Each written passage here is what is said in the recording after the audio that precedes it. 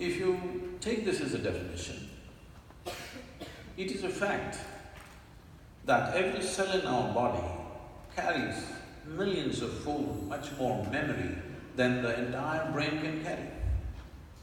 Because these cells in the body remember even what happened 1,000,000 years ago. It remembers the skin tone of your forefathers from 1,000,000 years, nothing has changed. It never gets confused. So what you can carry in the brain as conscious memory compared to what every cell or every DNA is carrying is phenomenally more. And the chemical dimension of what is being conducted in every cell is far more complex than you could ever figure with your entire brain. So both in terms of intelligence and memory, the spread is much more. I think this entire focus on brain has come mainly because somewhere, probably pre-Renaissance time, we broke into this because that region, largely we're talking about Europe, where it was hugely dominated by very dogmatic belief systems. When people broke through that, nobody was supposed to think for themselves, everything was already said and done. When people broke through that and started thinking for themselves, thinking little freely looked like absolute liberation for those people.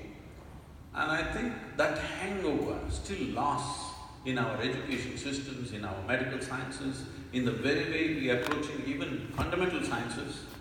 That hangover, the thought is everything, is very profoundly influencing our social structure and our way of exploration.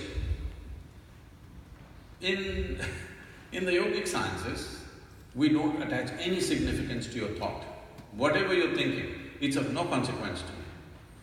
This is why whatever somebody is saying, we don't listen to them. We just feel them. We just feel them. What is their chemistry? What is their… how they are right now. I don't care what they are saying. This is how… maybe it's an evolutionary problem with me, because I've been in jungles by myself and I've seen most creatures judge you just like this. I think they showed a picture of me having a king cobra. I've been very closely involved with all kinds of creatures, particularly cobras and things. Their sense of our chemistry is so keen. You can just go in the wild and just pick up a cobra. As you saw, I'm not holding it by his head. He's not a pet cobra. He's a king cobra. If he bites you, he won't give you more than 20 to 40 minutes before you're done. But I'm just picking him up like this. He will do nothing because he's feeling my chemistry. If I show little agitation, he'll go for me. If I'm just, okay, he's fine with me. So, we don't attach any significance to thought, because thought is recycling of the data that we have already gathered. No thought can come which is absolutely fresh. Permutations and combinations of the data that we already have.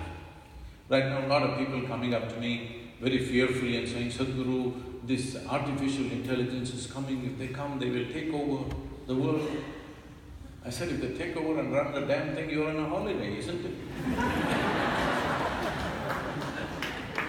But it is a fact that everything that we can gather as information, analyze and express and use it in many ways, all these things, machines will be doing it better than us in the next 10 to 15 years' time. Everything that is data-based processing, machines will do way better than us. So there is this fear. I think it's a very good time. This is the time we need to explore an intelligence beyond intellect. Because we have become so intellectual, we have become so brain-oriented in our approach to everything. As you rightly said, nothing is really turned off, we've just broken the communication. After all, the purpose is to go through something which is generally extremely painful, without pain. That is how the entire anesthetic science has come up. So you're just breaking the communication, and that's not happening, it serves the purpose. So being wakeful and being conscious are two different things. If we